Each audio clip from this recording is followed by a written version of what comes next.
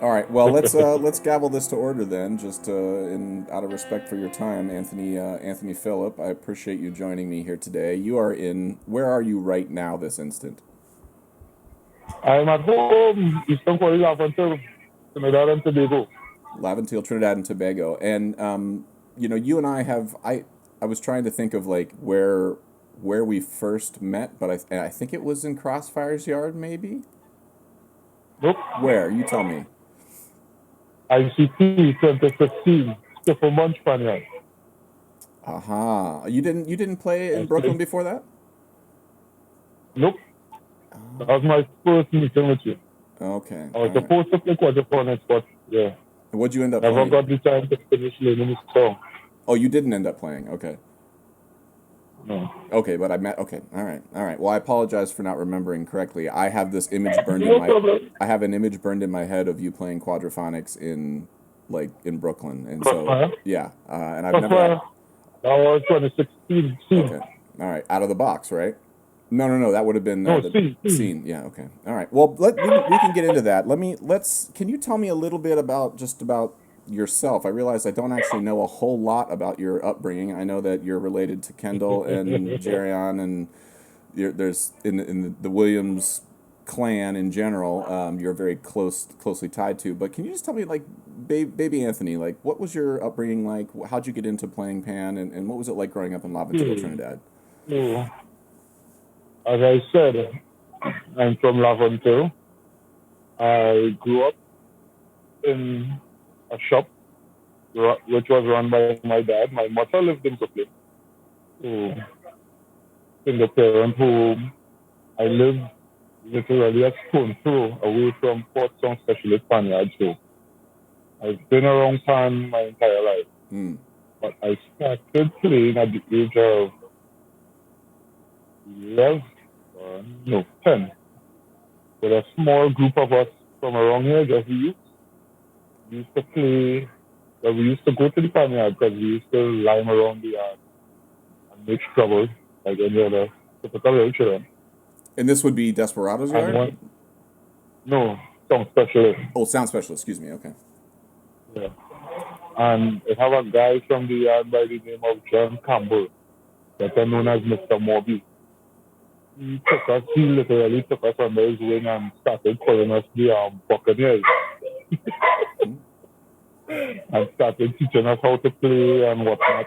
And I ended up falling in with some specialists in the year 2003, or was it 2000? I think it's 2002. Hmm. And my first panorama with them was 2000, oh, no, was 2003, because my first panorama was with sound specialists and invaders, ironically, in 2004. Hmm. And then stuff wasn't working out with me and sound specialists, and I left. And I went to solo pan night Hmm. because they were practicing for festival at the time. Hmm. And I didn't end up staying. I went to the practice for like 1 week and just fell into invaders because I went to Woodbury Government Secondary School, and the school used to use invaders pan for junior panorama. Hmm. So falling into invaders was like nothing because the captain at the time of Woodbury Government Field Orchestra was Sharon Cooper. And she was like, if you come to invaders, that's not a problem. Hmm. Well, the rest is history. I've been there ever since. Well, can I ask you, like, so you played your first panorama in 2004? Yes, my first panorama was in 2004 with, well, my first large band panorama, I should say. Because my first panorama was actually 2003 with Woodbrook Okay. Government Secondary, junior panorama. Okay. And how old are you? That is, I'm 31 at the time.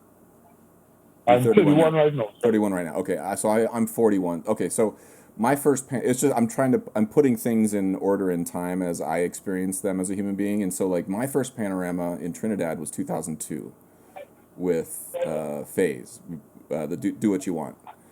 And it's just interesting. It's interesting to me that like I was in Trinidad in 2002. You were living in Laventille, playing with sort of. Anyway, it's interesting to me that we're now friends and crossing paths. But I was very close to you at one point, and in 2002, and we never knew each other.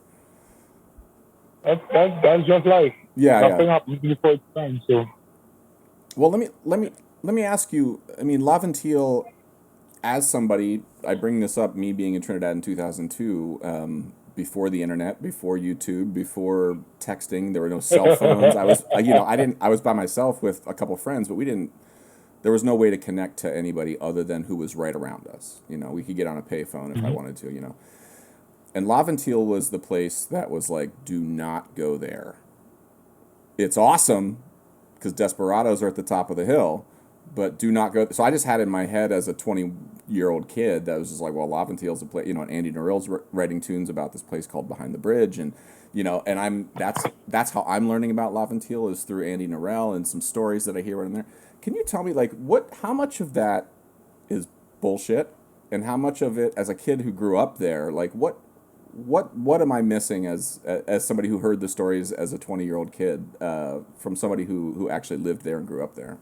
Because there's also, I mean, musically, aside from the horror stories I heard, like there's musically, it's a very culturally important place in terms of the history of Pan. So how all that's why I keep texting you like, bro, you got to take me to Laventille because I just wanna see that place. So anyway, sorry, my question was, from your standpoint, growing up, what was it like growing up in Laventille?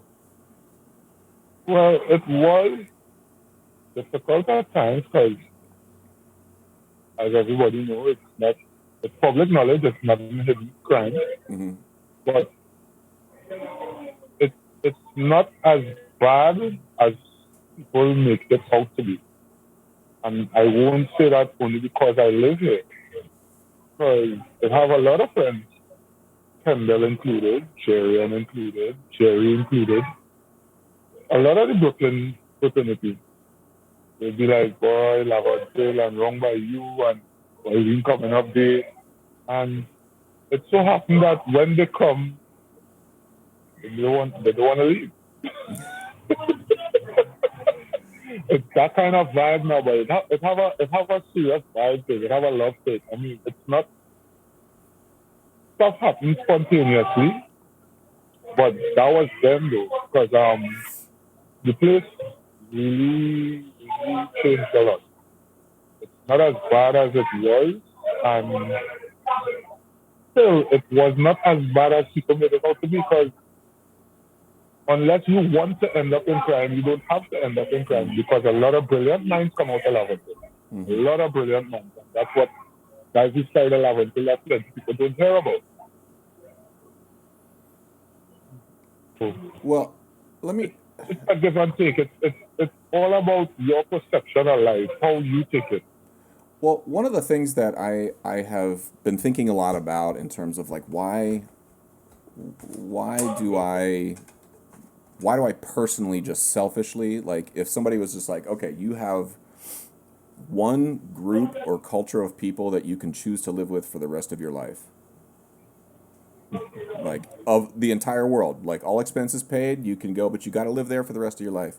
There's upsides and downsides to every culture in the world, Everything, yes, right? yes, yes, yes. And there's what I'm comfortable with, there's what I grew up in. There's something about, and I don't want to put too broad a term, but also too specific a term because I'm ignorant to a lot of stuff. But like the Caribbean steel band culture in particular, there's something about like you say vibe. Like what is? I mean, steel band grew out of places like Laventille. Like what is that vibe? Can you put a more specific descriptor to why that vibe exists there and maybe not other places? What is it about? Because it's like a family. It's like a family. It's like, all right, no matter how bad of a day you might have, or how stressful, you could feel like the whole world crumbling around you, and just end up in the panyard or end up in a panyard or around your conference, and it's like you don't have a care in the world. It's I really don't know how to say, but it's serious. spiritual. It's more than just a cultural thing. It just takes all your worries away. Just at that point in time, it's like nothing else matters. Yeah, I'm It, sort of. it don't have a specific term for it. It don't. It's a serious vibe. Well, It's just a vibe. if I mean, if you don't mind, like my experience coming to Panyards both in Brooklyn and in Trinidad, and it's not like every day in the Panyard was always perfect and there were never any problems, but like, Like any family. right, in my experience, and I've spent a lot of time in different music communities, the new music community, orchestra communities, and I don't want to talk shade necessarily about those communities, but there was this sort of like everybody in the room sized me up immediately. And then as soon as everybody sized me up, everybody's like, okay. And then like from that point on, it's like, yeah, I had to pull my own weight. I had to show that I could play, like all of those things. But it was like the BS meter on everybody in the Panyard was very finely tuned. And it's like as long as you came in the room with a genuine sort of attitude, you may not be the best player. You may not have great time, but if you're there just like really slugging it out, then a total stranger in that yard is going to defend you when somebody comes in the yard to attack you or something. Like there's this weird Yeah, camaraderie, yeah. and I have to say, I haven't felt that specific approach in any other place other than in a Panyard. It doesn't mean it doesn't exist. It doesn't mean that like if I went to join an African drumming group in Ghana, I wouldn't feel a similar vibe. But am I saying anything that's accurate, or am I off base? Have I misread my last 20 some odd years in the pan community? No, no, no. No, that's a fact. That's a fact. Because you can be in a panyard. You can be in a panyard. Sorry about that. Let me back a bit. You could be in a panyard. That's the band you're going to as a stranger, just following you, and people just getting to know you and seeing you from coming in the yard. Mm-hmm. And someone comes to that yard or in the vicinity of that yard and talk to you too loud or in some type of way. Antennas are going to raise up. People are going to be like, oh, wait, he can sing the band? Nah, that person not to be a madman. Yeah. That's what I feel. It's like one huge family. Well, This is just like how, okay, you may have family members that you don't know, but they just know that, okay, Josh is my family. That's it. mm-hmm. They don't need to know you. They just know that you are family. Well, and one of the things too that's always struck me about the steel band community is the diversity in the steel bands, and it hasn't always been that way. I mean, historically, that was like started with only men, but like, and now there's women in the bands, and you go to almost every band you're in, the bass section is dominated by women, like it's and there's Indians, there's Chinese, there's African blacks, there's Caribbean black. Like it's very mixed, and everybody figures out a way. Not that every day's perfect, but figures out a way to coexist. And I've always been blown away by that because when I leave a Panyard, it seems like the rest of society doesn't take a steel band's cue. Like the rest of society is just sort of like, as soon as you leave a Panyard, it's like, okay, the blacks over here, the Indians over here, the whites are over there, stay away from them, like, and it's like, what the fuck? Like, why, why can't we just make everything a Panyard? I mean, I'm being a little glib here, but I've always been sort of blown away by that with the steel band community.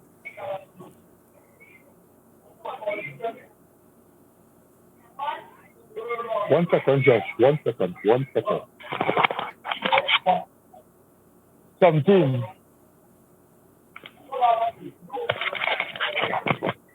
Uh, Very sorry about that. My sister just asked a question about the business.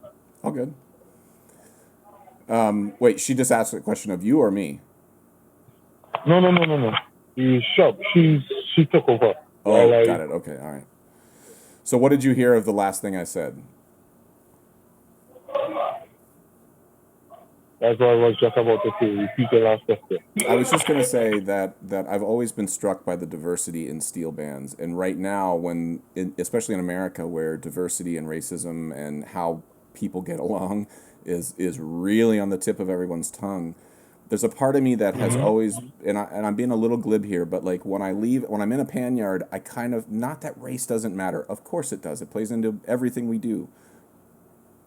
But I've never felt like I had to hide or that I had to be something I wasn't. And Never. as soon Not as in I a corner. leave that pan yard, I have that feeling. And I'm like, why isn't every street just a pan yard? Why can't we just make every street a pan yard and treat everybody like that? Do we need to put a set of six base on every corner in America so that people don't act like assholes? I mean, And that's been one of my things from probably the age of 16, 17. Life is so simple. It's we as a people that make it hard. mm, And when I say we, meaning it's a broad term I'm using as in we. Because the same love you could get in any organization, like, well,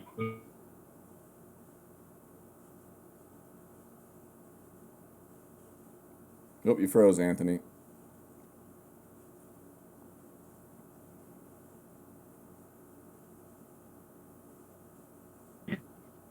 it could be white, it could be black, it could be pink. We all bleed the same color. Sorry, you froze there for a second. I just heard the white, the pink, and we could all be the same color. Now, Oh, yeah. now you go. Now you repeat it.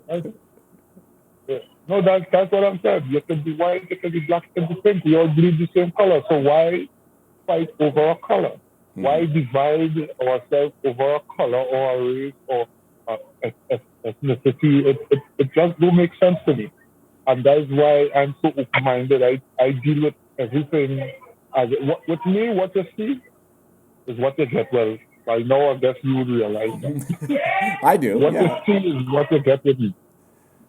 Well, let me ask you. I have a question for you that might be a little personal, but there's some things that I've noticed about Okay. you on social media, where in our private conversations about some pieces that you've been working on that we're going to be playing at NYU. Insecurity is something that comes up with you enough on social media where in our conversation where I kind of feel like I want to ask you. It's something I deal with a lot. Like I'm very insecure about almost everything I do. I always think I'm the dumbest person in the room. Right now, I'm the dumbest person in the room. And I'm curious for you, like when you think about insecurity or your insecurities, how has that sort of developed in your mindset as you grow it's just because even in the last 6 years that I've known you, I feel like I've sort of observed you making noticeable steps towards not caring about your insecurities, but sort of actually caring about them so much that you fix them. You know what I mean? Like, Yeah, no, that's always been me though. As a child, I always try to fix. I always want to know, is this good enough? Could I do better here? That's just me on the whole. I can't put a tag to it. I I'm always working on trying to be a better me in anything I do. hmm Anything I do. That's just me on the whole. I'm always trying to improve, always trying to elevate. Because a lot of people may know me as Gum, because that's my area. From invaders, playing pan, quadsman, making steps. But can I just stop you a for a lot of second? people, The one thing I can I also just say the one thing I love about Trinidadian culture is the nicknames are it's like nobody they don't even so like let's just state the obvious. You have a bigger lip on the one side yeah, and there's a slight gum deformity. That's all it is, right? yeah, And in Trinidad it's they're just over like, by well, it. we'll call you Gums. And it's Yeah. like if I have I have red, a lot, if I get a sunburn, I they're grew up like, with we'll a call you lot. Lobster Man. Like it's like the nicknames are so obvious. I love it. They don't even try to hide it. Yeah. No, because I had a lot of different nicknames growing up. My first nickname was Cockot. Was what? Cockot. That's basically most people in Trinidad who own a parrot, that's the name of the parrot, Cockot. Okay. Outright. Okay. All right. Why did you get the parrot name? Oh, because just because of your again because of your teeth? Yeah, my Oh, overbite, yeah.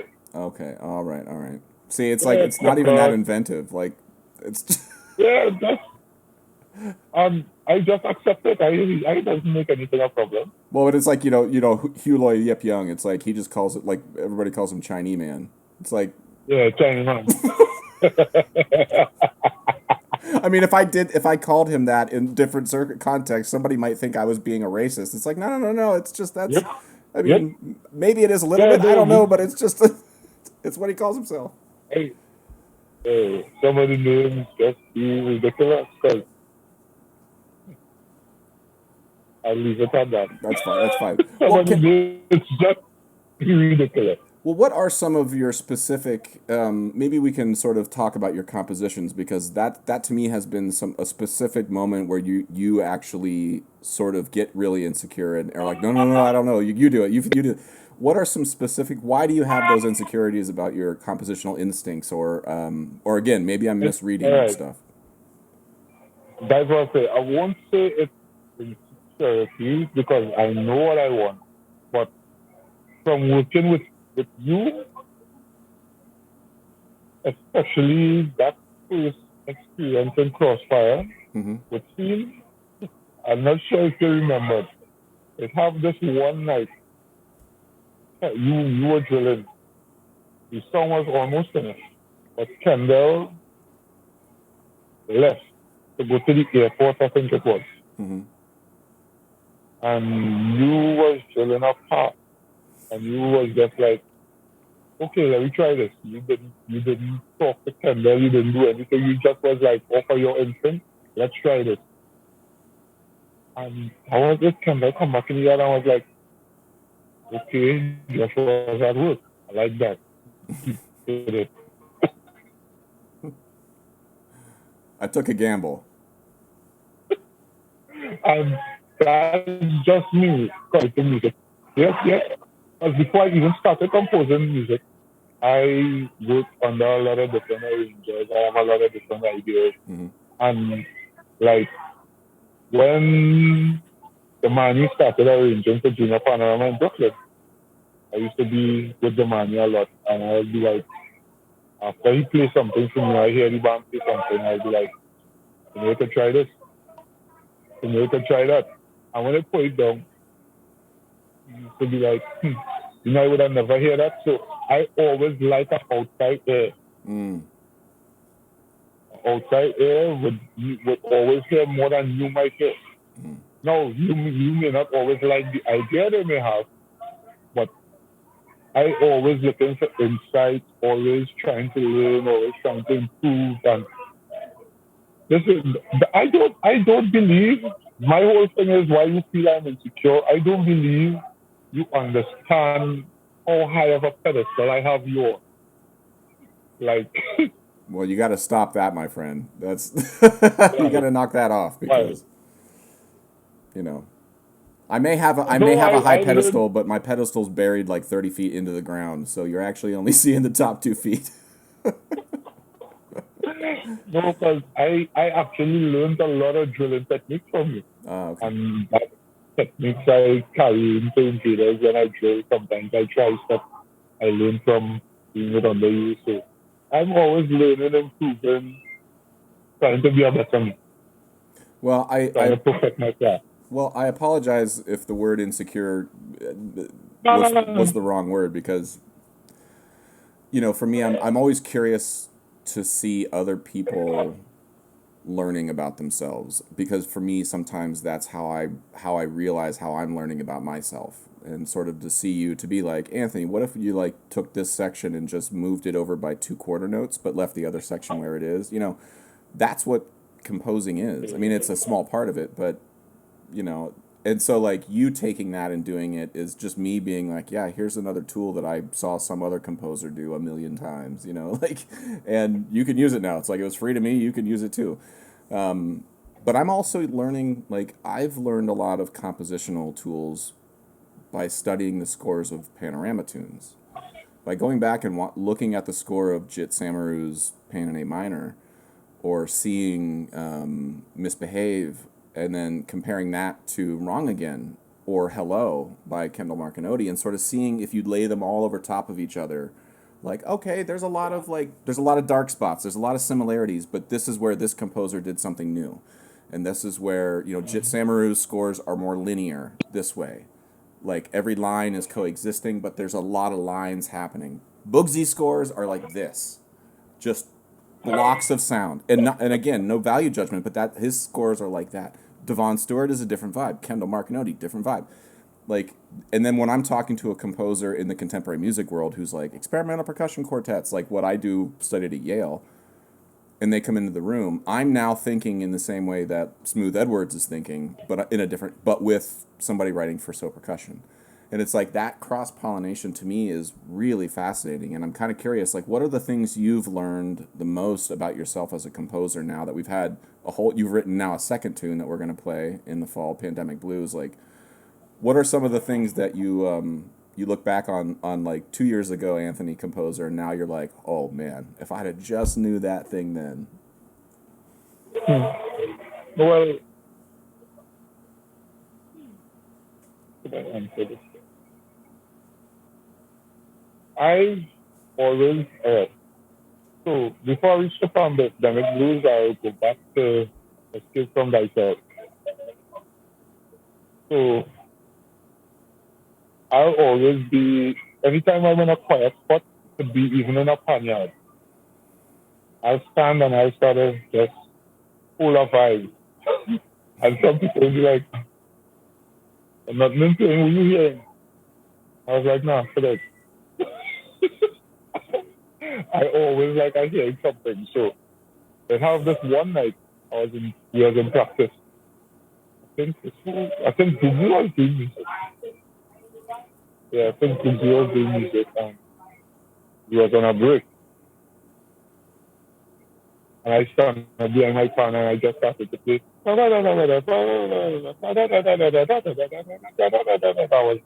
somebody was like, hey, what's that? I don't know. I just started playing. I was like, all right, cool. When practice finished, I went back behind the pan and I was like, and I have to remember what I played. And I played again. And then one of my friends from the band, Roy, he was kind of behind the guitar. I was like, play these chords. Let me hear how this goes off. Then I gave the bassist some notes. And then I started spreading some music. And I was like, this song is good. Not knowing all the time that Kadesh, because you know Kadesh, Kadesh just standing there quietly recording. And when I reached home, Kadesh sent the recording. I was like, damn, you doing well here, partner. I like how this song is. So then I tried to work on it. I was like, okay, cool, because I never composed a song in my life. I cannot read music, in case you never know. I think you told me that. I can't read music, never composed a song in my life. I play around with notes here and there, but so then she was like, you come up with the notes, you do your vibe, if there's anything, I'll score it out for you. I was like, okay, cool. And that song took me 7 months to write. And when asked why the name, I keep saying, I have a piece of music in my head that I'm trying to get out. That always used to be my response. What's the name of that song? I have no name for it yet. I just have music in my head I'm trying to get out. So I was like, Escape from Thyself. So that was written, and well, sent it to you, sent it to Kendall, a couple of other friends, everybody liked it. And then I was like, and why you could play this? Well, I was like, why are they trying to formulate? It's like the first time I'm trying to do anything, it's my first song. Yeah, it's something because I'm always my biggest critic. Nobody can judge me. I'm my biggest judge. I was like, it was all right. And the other was like, yeah, and you could play this to the same concert. And then in my mind, I was like, they're probably onto something. Why don't try continue doing this? And I started a couple other songs and just abandoned it. Because I'm always doing something. I'm never in a spot where I have time to sit and think, and I'm always going, doing something. So last year when I came back from Tennessee because our tour got cancelled because of Corona. Came back from Tennessee and was home and the world ended up in shambles and everything started lockdown and then Doggy came and died. And that I like me and Doggy had a connection. We was on a level Hmm. where that I was doing a was pod. touching. I was doing a podcast with Jerry on when Dougie passed. We both got a text from I think Kendall maybe. Anyway, yeah, that was rough. That was. Yeah. And then I just sat down and I started to write.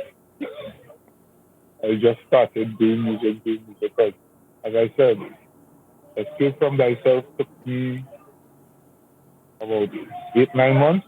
Mhm. I wrote Pandemic Blues in 6 weeks. Well, this is something. This is why I asked because I want to sort of like let's forget about the emotional trauma and experience that triggered this artistic outlet, and just think about like like your brain working as a composer.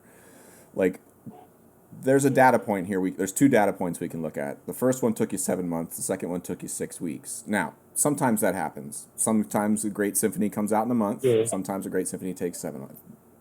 But like, for me, I would be like, well, what was easier for you the second time?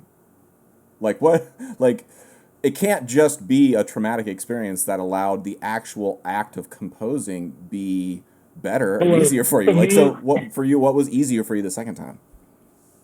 well, as I said, it was my second time around. It was the first song I was writing. Other than the Mm-hmm. traumatic experience, Mm-hmm. I already had an idea Mm-hmm. of, okay, you can do this, you can do that. You Mm. can bring this here, you can bring that here. And as I said, I always have music in my head, Mm-hmm. always. Like right now, I sit in here, music playing downstairs, and yeah, my brain works like that Mm-hmm. from since I'm a child. So I believe me just being the second time around and having an idea of how it works made the second time so much easier. And have you started on a third time? I have a voice recording of something I want to put down. I just haven't started it yet. Well, we're gonna start. I mean, so in full disclosure, we did escape from thyself the year of Corona, and we had it all basically worked up, and then Corona hit, and we had to shut down. Yeah. Pandemic Blues, we're starting from scratch in the fall, and so we'll have that back and forth process like we had before, because I think Pandemic Blues is still in the original sort of like 4 part or 3 part thing that Kadesh or you sent me. But anyway, I'm really pumped to get that one going because what I saw in your between the two pieces, and again, I don't want to say like there was this one's better and this one was like your first piece. Like that's Yeah. not all I'm saying. What I'm saying is like, oh, this is a like some things are shorter. It's like it's a slimmer version of Anthony. It's like, oh yeah, you've exercised some of these ideas out, so you're more efficient. And I was like, awesome. You know who else gets more efficient when they compose? Bugsy and Kendall and Beethoven and Brahms and like all the other fuckers who we talk about. Like that's what happens. And it's like lifting weights, it's like dieting, it's like all of the shit. You can't just do it twice and be like, why am I not seeing results? Like you have to keep working at it. And I'm really pumped to see you. I'm really pumped to start this one in the hopes that it sort of makes your next one or two. And arranging for a band in Trinidad. I mean, why are you not doing that? I actually, well, as as we had a discussion before this entire interview, Mm-hmm. I'm a very very shy guy, like extremely shy. But Which I ideally, understand why you say that. I totally understand why you say that. But I just feel like the minute you get to know you, like like the first 3 seconds into getting to know Anthony, it's like that shyness disappears, bro. And I so I'm bummed that you lead with it because if you were just a fireball of Anthony everywhere you went, Good. No, but I do arrange. Mhm. I never arrange on a competition scale, but I do a lot of stateside music Ah, during the okay. day. Well, you mentioned that you don't read music, and I'm curious, do you have an interest in learning how to? I actually started You did. when I was 17. Okay. I did grade one with well, Ben Jackson used to teach me, Yeah. and if you ever sit and have a conversation with him, he'll tell you as it is. He's an asshole. He's yeah, because I would start and stop, start and stop, start and stop, and I don't know. Yeah, he's one that's always disappointed when that conversation starts. Well, He'll what? be like, "This, Well, huh? what? I mean, this is something. This is a conversation that's come up enough in sort of different circles in the pan world, and again, there's no value judgment here. Like in Trinidad, it is objectively true that there are 8-year-old kids who can learn a panorama in 2 rehearsals, and play it on the Yeah, third day if they wanted to, all by ear. I cannot do that. That is true. I could sight read a panorama, however, the day of the show, and with about 20 minutes of practice ahead of time, probably play 90% of the notes correctly. okay. Now, that's just because that's where my skill set lies. It doesn't mean I'm a better musician. That's just like if I flew in on a Friday and had to play panorama on a Saturday and somebody handed me the score and I had a music stand and not enough time to memorize it and I had one rehearsal with the band, I have a skill set where I could sight read that panorama. I don't want to. That would be terrifying. but I have that skill set, and I'm curious. Like, not that we want to trade one for the other. I'm more of a like yes and like if somebody had like both. Like Liam Teague is a good example. I think Liam maybe can do that. But like for you, like do you is it scary? I mean, what is the thing that's stopping you from wanting to learn or continue to learn how to read music, or is it that you just don't need it? Like that's also totally fine. Nothing, nothing is stopping me. Because I actually want to further my reading skills and my theory skills. So it's just I haven't jumped at any opportunity as yet, but I have to start back. That's just a personal goal of mine. Well, hi, I'm Josh Quillen. I know how to read music, and I'm a teacher. And I can't teach you how to learn by ear, bro. Don't come to me for that. I'm not your guy there. But after you're done studying with me, you could have a score and stand in front of invaders and follow them note by note with everything that's being played. Not overnight, but it's going to Oh, take a second. But what I'm saying is I'm here for you if you want to if you want to hop on Zoom sometime and do some basic sort of like scoring things out and sort of showing you what I'm doing and how you can do it. Because then the other thing too, bro, is then you're empowered to do it on your own. You don't need to rely on yeah. anybody. And then you're a self-propelled machine. So anyway, I'm just saying I'm always here to help on that front if you ever wanted to dive into it.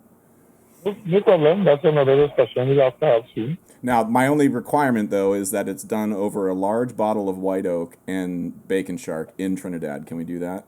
Come on. Come on. That's elementary, Watson.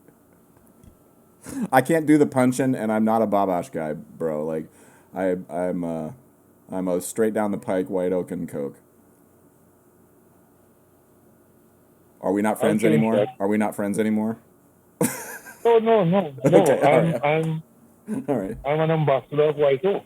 Come on, haven't you heard of Jerry Williams? Oh yeah, yeah, oh yeah. That's who turned me on to white oak. But yeah, that is not a problem. All right. Well, hey, That's not, you said nothing but a word. I have one final question for you, and then I'll let you go. I've already robbed you of 45 minutes of your evening here, and I want to let you Problem. get back to the party in the basement.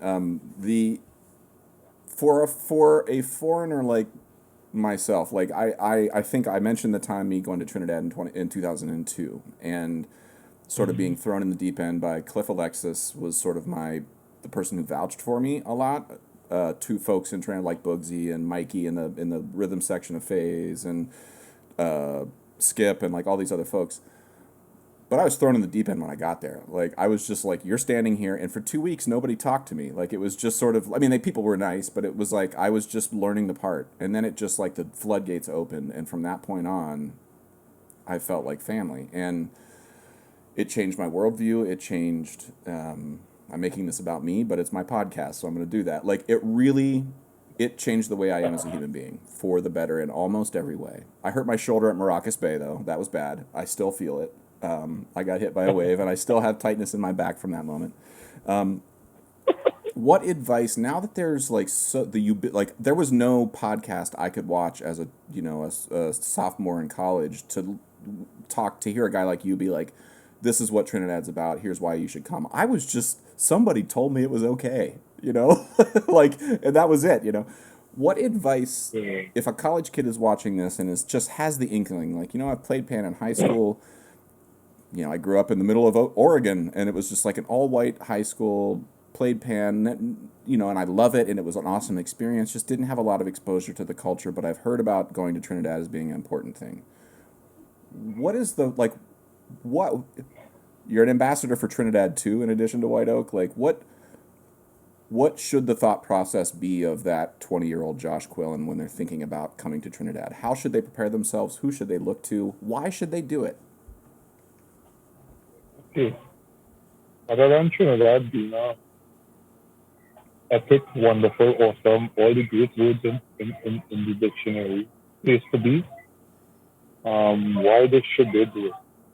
The experience, you could never pay for that experience. The experience is a memory you are going to carry to your grave.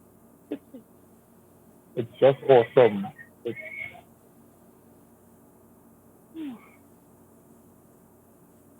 come to Trinidad.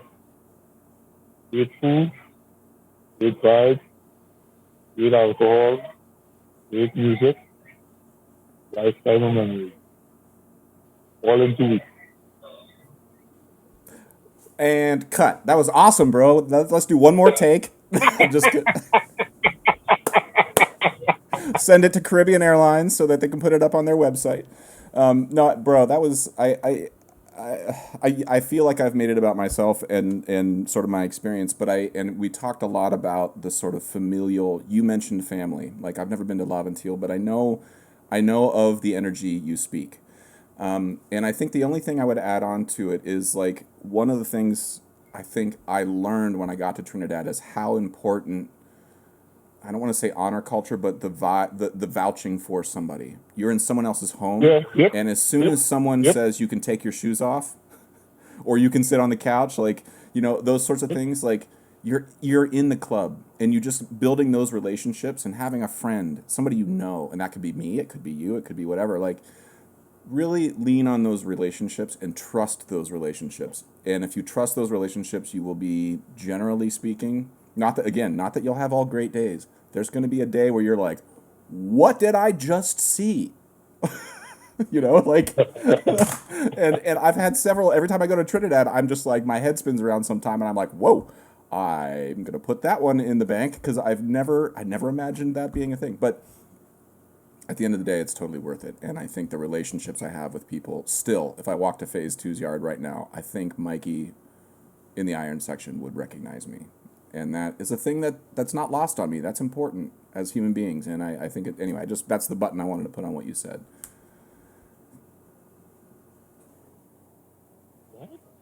That's the sort of tail that I wanted to put on the end of what you said, is just like trust your relationships with people. Oh, yeah. Because the relationships you end up building as, as a quote unquote foreigner when you come to Trinidad, or even when I come to Brooklyn, Mm-hmm. it's relationships that last a lifetime. It's completely genuine. It's I love for just I don't know how to explain it. It's just life.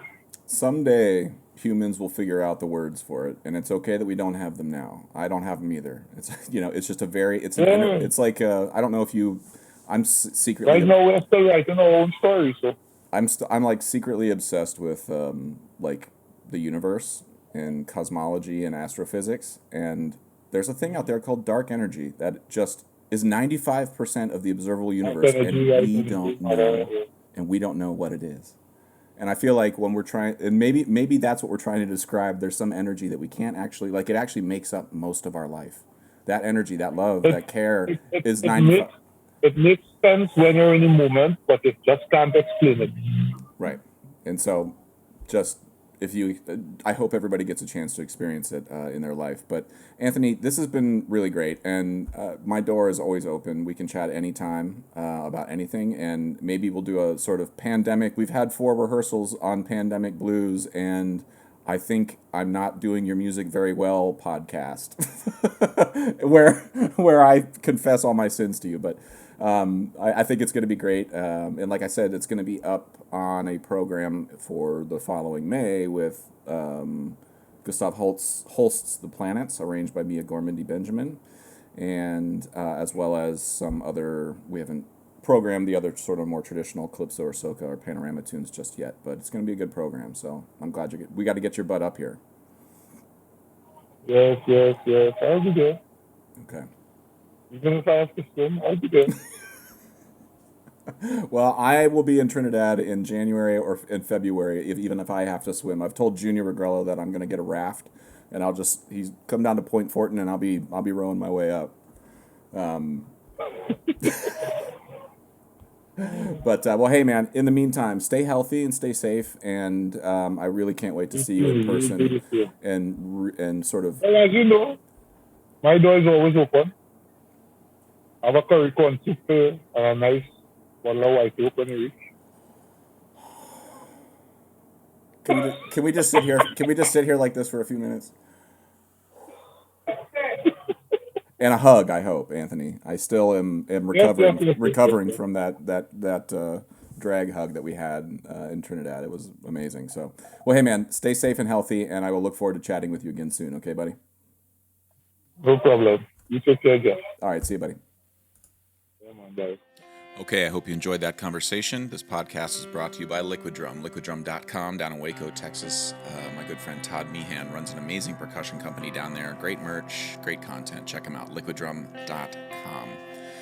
Also, Kyle Dunleavy, dunleavypans.com, DUNLEAVY pans.com. Kyle Dunleavy makes and builds all the steel drums that I perform and teach on, in so percussion, as well as at NYU and Princeton. He's an amazing tuner, builder, just a really nice guy, very dependable. Check him out. If you are interested at all in steel pan advocacy, want to learn more about the goings-on in pan in Brooklyn, check out paninmotion.com. My good friend Kendall Williams, Jerry Guy, Trisha Guy, and Arisha John run an amazing organization called paninmotion.com. Check them out. And finally, Alejandro Mirage runs an amazing clothing apparel company in Brooklyn that is steel pan centric. You can check him out at mangochow, CHOW, clothing.com. I own a bunch of his shirts. They're amazing, very stylish, beautifully made. Check them out.